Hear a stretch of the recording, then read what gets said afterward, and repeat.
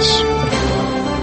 Son las 6 de la mañana de este lunes 1 de diciembre de 2014. Esta es la hora de la verdad, y estos son temas y asuntos que trataremos con ustedes en las próximas horas. Con profundo dolor de patria, hemos visto las últimas fotografías que nos manda Telesur, el único medio de comunicación que puede ir tranquilamente a los campamentos de las FARC.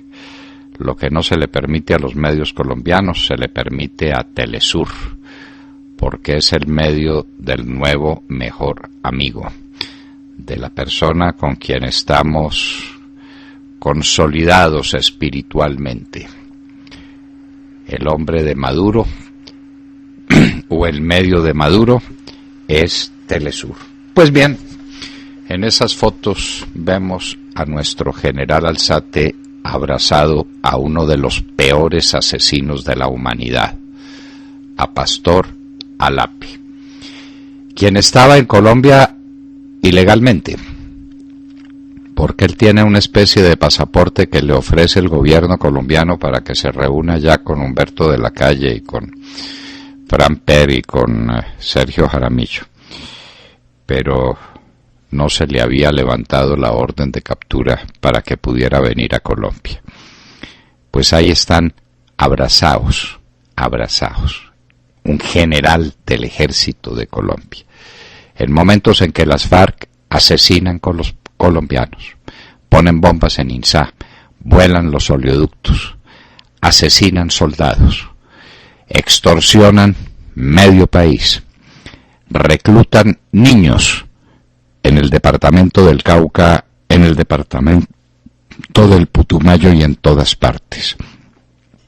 Tienen contra la pared al departamento del Huila, volando los buses de Conorte. El dueño de esa empresa tuvo que salir fugitivo de Colombia. Entonces uno se pregunta, ¿esto cómo es? Un general de la República que se deja secuestrar y va a abrazarse con Pastor Alape. Es con profundo dolor como registramos esas fotografías que no hubiéramos querido ver nunca. Nunca hubiéramos querido ver eso. ¿Cuántos hay que en los momentos más amargos del cautiverio mantuvieron la dignidad? ¿Cuántos? Inclusive en la operación Jaque uno veía gente digna. Eran prisioneros, según la terminología de las FARC, retenidos, según la terminología de la Cruz Roja Internacional, secuestrados, según la nuestra, porque es el único nombre que conviene, pero tenían una posición digna. ¡Qué dolor! Y eso madura el proceso. El proceso está entonces maduro para que continúe en La Habana. ¿Hasta dónde? ¿Hasta cuándo? ¿Hasta cuándo, Catilina? Y ahora, ¿quién podrá defendernos? Se ha ido para nosotros Chespirito, o mejor todavía, ¿quién podrá defendernos? El Chapulín Colorado se nos fue. Una parte de la infancia de 3 generaciones. Así vimos crecer a nuestros hijos. Se nos fue el Chapulín Colorado. Síganme los buenos. Y se nos fue Chespirito. Roberto Gómez Bolaños. Portafolio lo titula como la tormenta perfecta, y es que la tormenta perfecta se desató sobre Colombia, solamente que la estamos anunciando en la hora de la verdad desde hace meses, y nadie quería entender. Los medios llenos de mermelada le daban la espalda a la realidad, hasta que ha tenido que pasar lo que está pasando. Entonces ahora sí, el diario El Tiempo titula que se disparan las alarmas. No, las alarmas no se disparan. Lo que cayó sobre Colombia fue una tragedia. y ya nos pusieron nuevos impuestos, solamente que no nos hemos dado cuenta. Con el precio de la gasolina que baja aquí más o menos 1,5%, cuando el petróleo baja 30%, la diferencia nos la están poniendo en impuestos. Así de sencillo. La reforma tributaria ya empezó, señores. La reforma tributaria que está muy bien explicada en el diario El Tiempo por Santiago Pardo. No habíamos visto un documento más contundente, más serio, más dramático que esa entrevista de María Isabel Rueda a Santiago Pardo. Se la recomendamos. Todo lo que usted quiere saber sobre la reforma tributaria, sobre sus alcances demoledores, sobre sus efectos destructivos sobre la producción nacional, ahí está, en la voz de Santiago Pardo, convertida en El Tiempo en una magnífica entrevista de María Isabel Rueda. Mientras todo esto acaba, siguen los atentados de las FARC, en Insá, en Arauquita, en Cubará, en todo el país. Los gobernadores se reunieron con Juanpa y le pidieron dinero para todo. Pero no se preocupen, ilustres gobernadores, dinero es lo que no habrá. La situación fiscal de Colombia para el año 2015 va a ser dramática. Vamos a ver de dónde saca Santos mermelada para repartirle a los medios de comunicación y a los políticos, es decir, para comprarlos a todos. Ya ni siquiera hay manera de pagarle a una audiencia prostituida, que es la que hemos tenido aquí en este país. Condenaron las atrocidades sexuales de los paramilitares. Eso me parece, o nos parece, muy bien. ¿Y por qué no condenan también a los guerrilleros que abusan de las mujeres y en qué medida? Porque cuando son los guerrilleros, eso madura el proceso de paz. Cuando son los paramilitares, sí es feo que violen a las mujeres. No me digan. El IMPEC, nuevo director, y dice que vienen 4 cárceles que van a ayudar a descongestionar. Ya, se van a construir 4 cárceles. No dijo en dónde, no dijo cuándo empiezan, no dijo dónde está la plata para construir 4 cárceles. Eso nos lo había dicho también la señora ministra de Justicia hace 3 años, por lo menos, o 2 años y medio. Nos lo dijo aquí al aire. 4 megacárceles se van a construir y van a resolver el problema del hacinamiento. No se ha puesto un ladrillo, ni se pondrá un ladrillo. El presidente Santos regaña en el Congreso de Ganaderos al presidente de Fedegan, José Félix Laforí, por hacer política. ¿Qué hacen entonces los gremios sino política?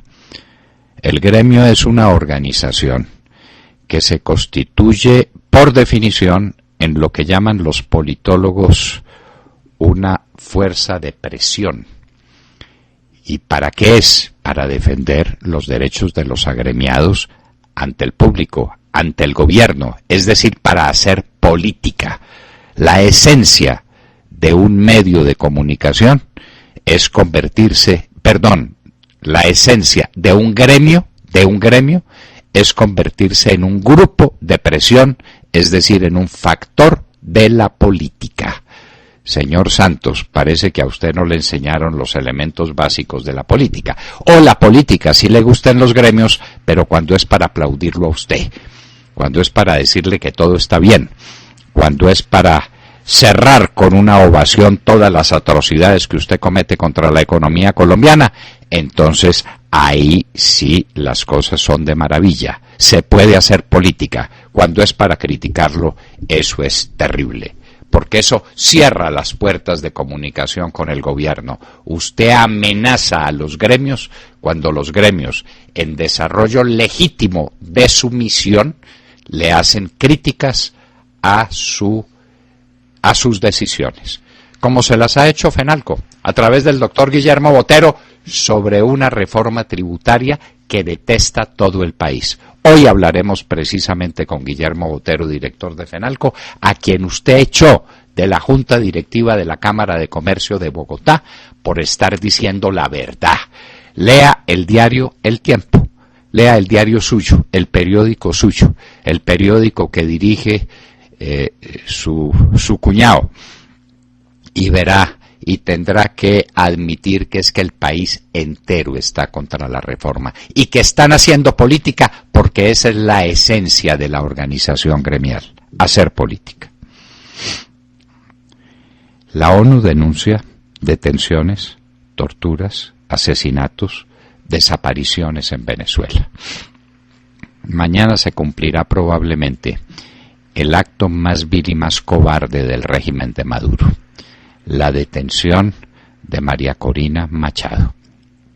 El mundo entero debe levantarse contra esa posibilidad. Nosotros los invitamos a que se unan a nuestro hashtag. Está funcionando, la gente está protestando. La detención de María Corina Machado es la ruina definitiva de Venezuela. Según PDVSA y según el Banco Central, en la calle se consigue a 153, es decir, a 25 veces el tipo de cambio oficial. Venezuela se quebró, pero tienen todavía dinero para mandarnos a los de Telesur, ¿o será que a los de Telesur los pagamos nosotros?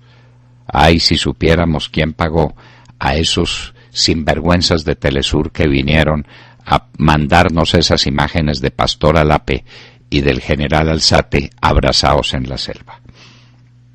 Ganó la izquierda en Uruguay, tal vez por lo que hace de derecha.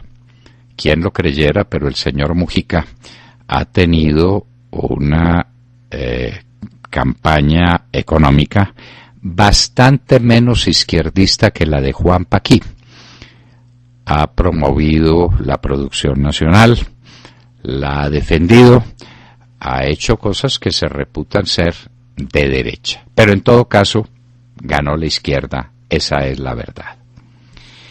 En Europa se salen de la línea fiscal España, Francia, Italia y Bélgica, y las regaña el comisionado europeo, que tiene por objeto mantener la disciplina fiscal. No la están manteniendo.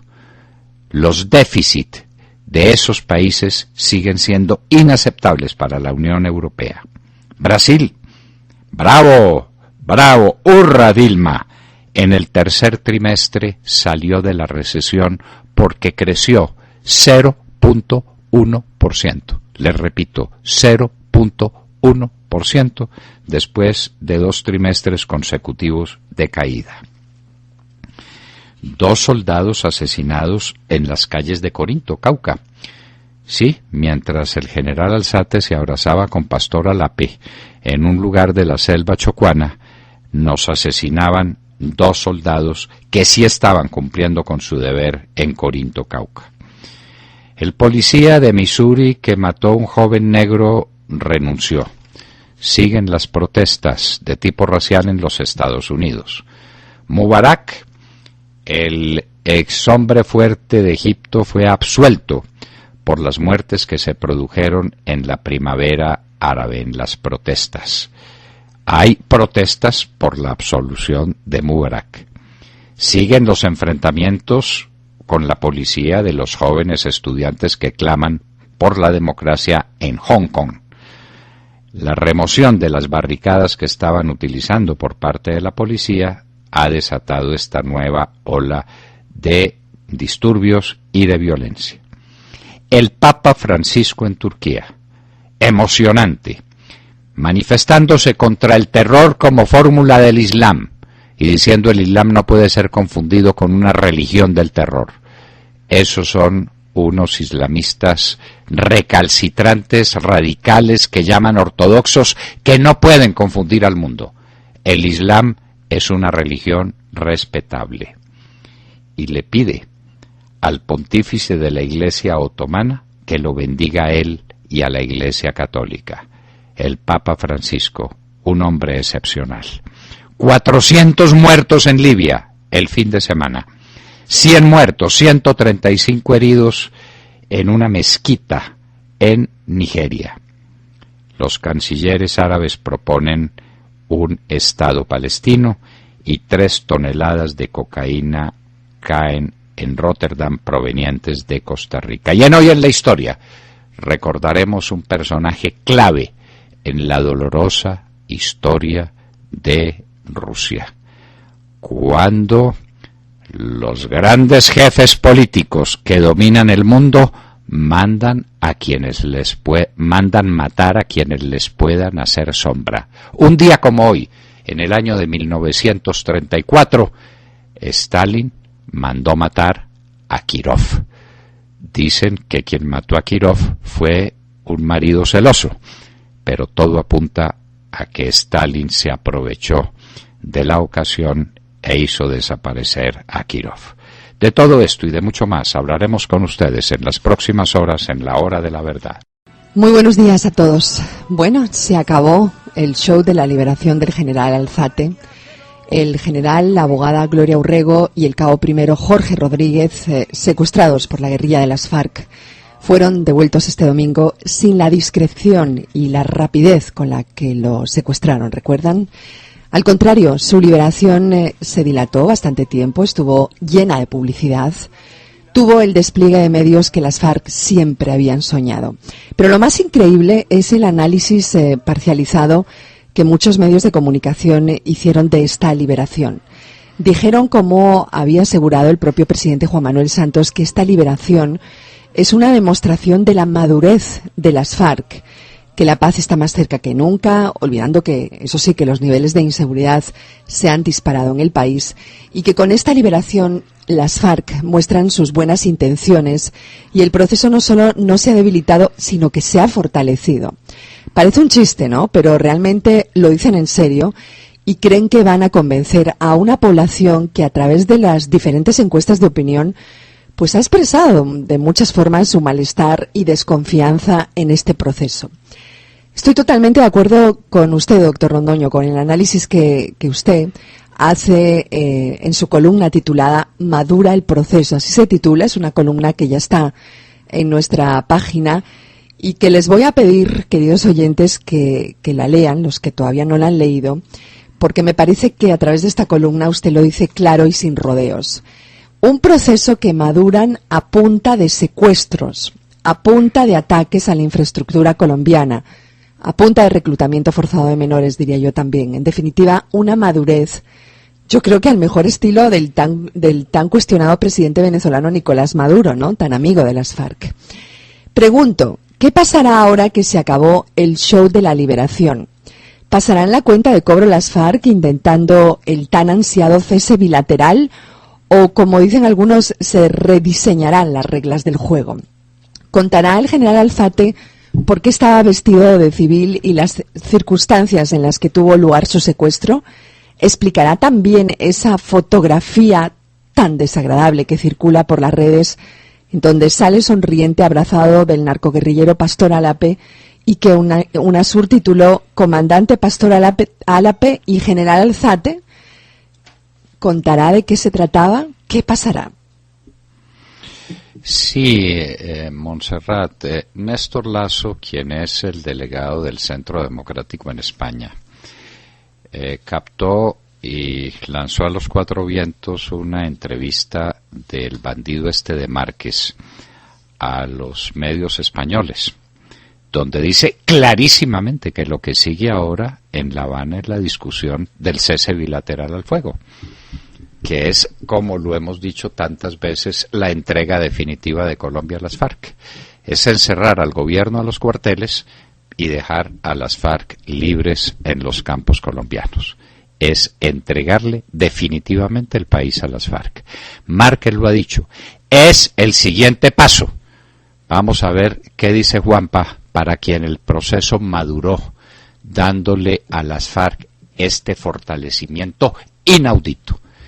Y Montserrat, usted no se sigue preguntando quién permitió que Telesur llegara con sus cámaras de televisión hasta los campamentos guerrilleros. ¿Quién permitió que Pastor Alape fuera uno de los pasajeros del avión que llevaba a los delegados de la Cruz Roja Internacional? ¿Quién ha permitido todo eso? Pues obviamente el gobierno, porque el gobierno es el que mantiene estos diálogos de supuesta paz, que son los diálogos para la entrega del país a las FARC, como su única carta. Cuando todo se le viene abajo, la única carta es esta, Montserrat. Y la foto, doctor Londoño, y la foto, bueno, ¿qué me dice usted? La foto es lo más doloroso que yo he visto. Pues porque un secuestrado es un secuestrado, pero a un secuestrado no lo puede obligar nadie a que se abrace con un bandido. En momentos en que, por Dios, están asesinando soldados en Corinto, estaban poniendo bombas en Insá, están secuestrando niños en el Cauca para llevárselos para la guerra, están poniendo bombas en los oleoductos, y un general de la República de Colombia abrazado a Pastor Alape, uno de los peores criminales que ha habido en la historia de Colombia, es Pastor Alape. El prontuario de ese hombre probablemente sea más duro que el del mismo Márquez y que el de Timochenko. ¿Sabe lo que piensa la audiencia, doctor Londoño, a través del chat? Desde muy temprano ya están expresando sus opiniones. Y dice un oyente que firma como Renzo, dice, los generales se dedican al teatro y los soldados a morir, refiriéndose a esa fotografía. Qué horror, qué horror, qué horror, qué dolor. Bueno, William Calderón. Doctor Londoño, buenos días Colombia, gracias por invitarnos a sus hogares y a sus vehículos. Hoy es lunes 1 de diciembre del año 14.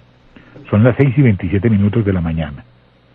La liberación del secuestrado general Rubén Darío Alzate, en medio de los abrazos de los secuaces, en un jaque de Pastor Alape, a la moral de nuestro ejército. Todo esto acompañado simultáneamente por el ataque al comando de policía en Jamundí, a media hora de Cali hoy convertida en la capital de las FARC. El hostigamiento de la base militar en Miraflores, Guaviare. Por otro lado, 2 soldados profesionales perdieron la vida en pleno centro de Corinto, Cauca, amargándole la Navidad a sus familias. INSA tampoco fue ajeno, según lo reporta el diario El Liberal de Popayán. El alcalde Mauricio Castillo narra que hay quema de vehículos, ubicación de propaganda subversiva en la central hidroeléctrica, dañando el canal que alimenta las turbinas de la planta, dejando sin energía esa región. También llegan a Arauquita, tienen corriendo bases a los transportadores de Conorte. Mejor dicho, feliz Navidad, dicen los narcoterroristas de La Habana.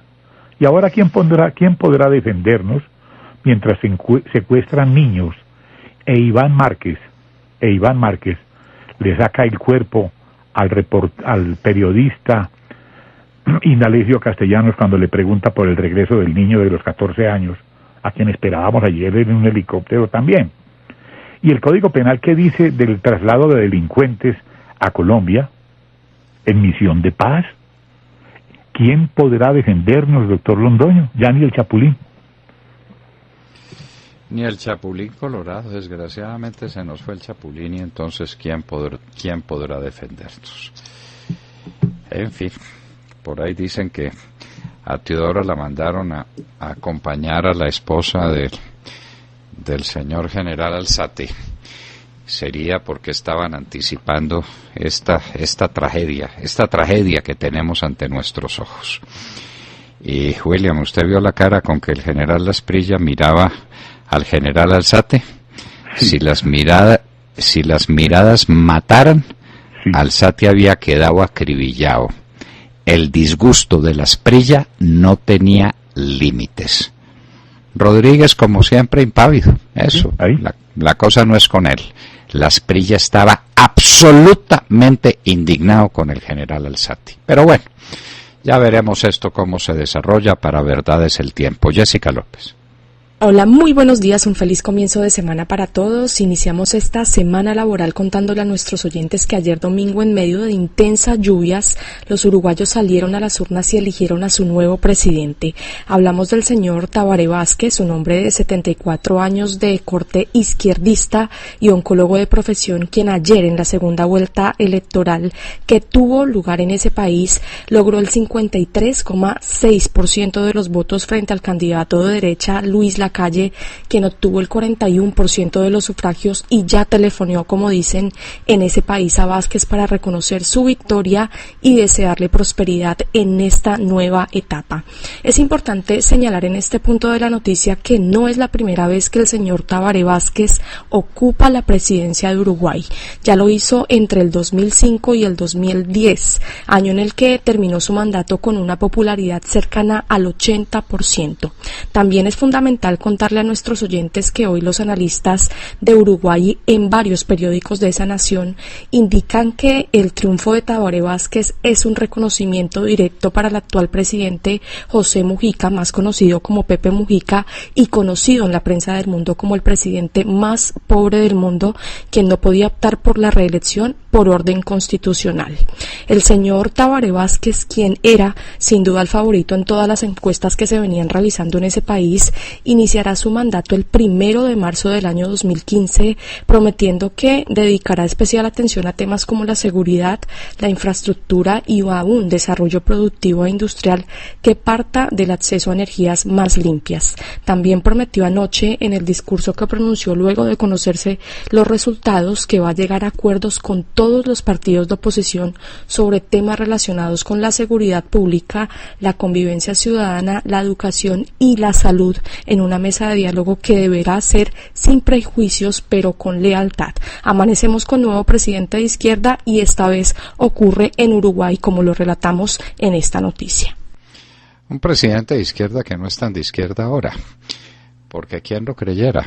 En Uruguay, a base de pragmatismo, hasta el ex Tupamaro Mujica se volvió de derecha, promoviendo la industria nacional, defendiendo a los industriales, defendiendo el trabajo libre, defendiendo la empresa privada. ¿Quién lo creyera? Mientras que aquí en Colombia, un presidente elegido con los votos de Álvaro Uribe se ha dedicado a arruinar, a despedazar, a volver añicos la industria colombiana, la empresa privada y a la clase media colombiana, a volver añicos el país. Sergio Gel. Doctor Londoño, muy buenos días para usted, para todos nuestros oyentes. Pues amanecemos hablando y abrimos la semana hablando de la tormenta perfecta, como también ya lo reseña el diario Portafolio. Una tormenta económica perfecta en la que ya está metido este país en medio de un panorama lleno de incertidumbre y seriamente afectado por unas condiciones que dejan mucho que pensar sobre la capacidad del gobierno de reaccionar y de prepararse para coyunturas como la que vive el mundo en este momento. Revisemos un poco cuáles son, doctor Londoño, los factores que hacen de esta una tormenta perfecta. Tenemos un precio del barril de petróleo WTI a esta hora de $65.62. Se sigue descolgando el precio del crudo tras la reunión de la semana pasada de la OPEP. Tenemos también una cotización, la última registrada por Bloomberg, para el precio del dólar en 2.217 pesos. Súmele a todas estas ingredientes un hueco fiscal de al menos 12 billones y medio de pesos. En el panorama, una reforma tributaria que viene contra viento y marea. Recomendada, muy recomendada la entrevista de María Isabel Rueda en El Tiempo al abogado Santiago Pardo, quien culpa al gobierno de la imprevisión y de quizá haber escondido el grave hueco fiscal que ahora acosa a las finanzas públicas. Advierte además Pardo en su entrevista que las petroleras están saliendo del país porque el negocio no da. Y es que, doctor Londoño, se nos enfermó hace rato la enfermedad holandesa. Mire, también en declaraciones de Francisco Lloreda, presidente de la Asociación Colombiana del Petróleo, este advierte que no solo el precio internacional del crudo es grave para el país, sino que a eso hay que sumarle los altos costos operativos y la reforma tributaria que se viene. Todo esto está afectando seriamente al sector petrolero en Colombia. Pardo, por su parte, dice que la reforma tributaria debería suspenderse y que el gobierno debería oír con sensatez las quejas del sector privado. Pero esa sensatez, lo sabemos usted y yo, no existe. No en vano salen del gobierno a regañar a los dirigentes gremiales que alzan la voz contra cualquier propuesta del gobierno y lo regañan cada vez que les alzan la voz. Si no, pregúntele al doctor Laforí. Y para rematar, el Banco de la República ya no tiene margen de maniobra. Mantuvo inalteradas las tasas de interés el viernes pasado, quedan en 4,5%, y el banco hace una proyección de inflación en 2015 de 3%. Pero cuidado, ya se advierte que con esta caída del precio internacional del crudo, la inflación podría aumentar en un 2% adicional.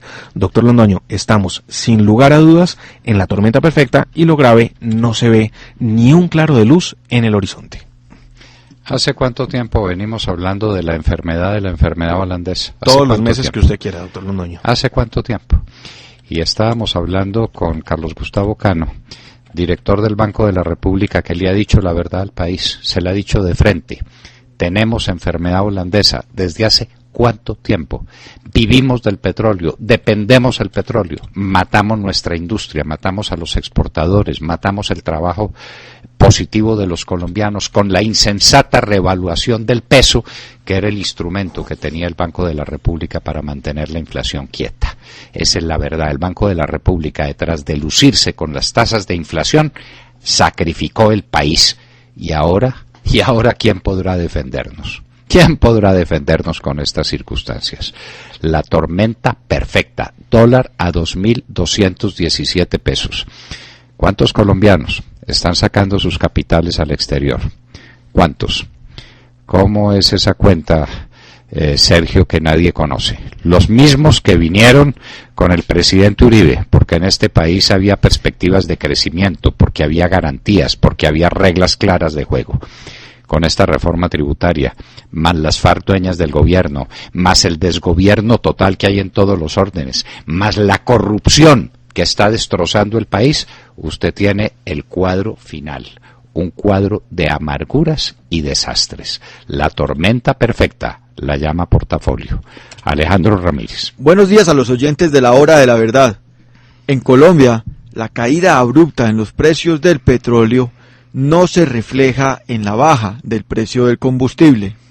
Para diciembre, el gobierno disminuyó en 128 pesos el precio del galón de gasolina corriente y en 100 pesos el precio del galón de ACPM. La diferencia entre la caída en los precios del barril de petróleo y la disminución en el precio del combustible es abrumadora, si se tiene en cuenta que por la reunión de la OPEP el jueves en la tarde, cuya decisión fue no disminuir la producción del petróleo, el precio del barril de petróleo Brent ha caído en más del 12% a precios de hoy, mientras que la disminución en el precio del galón de gasolina corriente es del 1.48% y en el galón de ACPM del 1.18%, lo que contrasta pues con la fuerte caída en el precio del barril del petróleo. La decepción en el país es grande. Los distribuidores de combustible habían reclamado un descenso de 200 pesos en el galón de la gasolina corriente, teniendo en cuenta que el valor del barril de crudo ha registrado una caída del 34% en lo que va corrido del año. Los sindicatos de trabajadores habían reclamado una disminución de 400 pesos en el galón de gasolina corriente. Para hacerles una comparación a los oyentes, el precio del galón de combustible cayó en Estados Unidos del mes pasado a el equivalente a 534 pesos colombianos. En comunicado expedido por el ministro de Minas, Tomás González, explicó que la gasolina vuelve a los precios de comienzos de año, mientras que el ACPM registra el precio más bajo desde julio del 2013. Dice que en la reducción influyeron 3 factores: la caída generalizada en los precios internacionales del petróleo, el aumento de la tasa de cambio y el precio de los combustibles. Dijo el ministro González que la baja en los precios de los combustibles en Colombia continúa obedeciendo a la aplicación de las fórmulas que desde 2012 se implementaron para el diésel y la gasolina en el marco de una política orientada a darle estabilidad a los precios, cuidar los recursos de inversión social y garantizar el abastecimiento en todo el país. Doctor Londoño, la pobre disminución en el precio del combustible en Colombia muestra que Mauricio Cárdenas ha encontrado una nueva manera de tapar el hueco fiscal. Claro, porque esos son impuestos. Si la gasolina no baja en la misma proporción en que baja el petróleo, lo demás, lo que queda son impuestos adicionales.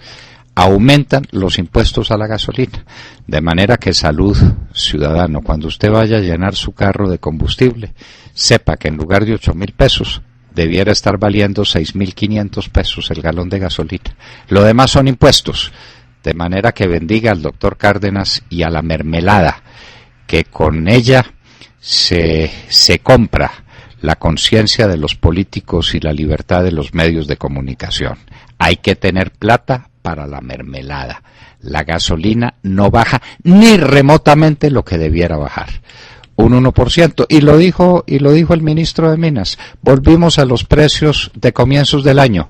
¿Y cuánto valía la gasolina a comienzos del año? El petróleo a comienzos del año. Y la decepción es mayor, doctor Londoño, en el sector del campo, porque tampoco baja el precio del fertilizante. No, que va a bajar el precio del fertilizante. ¿Para qué? Pues es que no ve que todos son impuestos que se dejan de recaudar.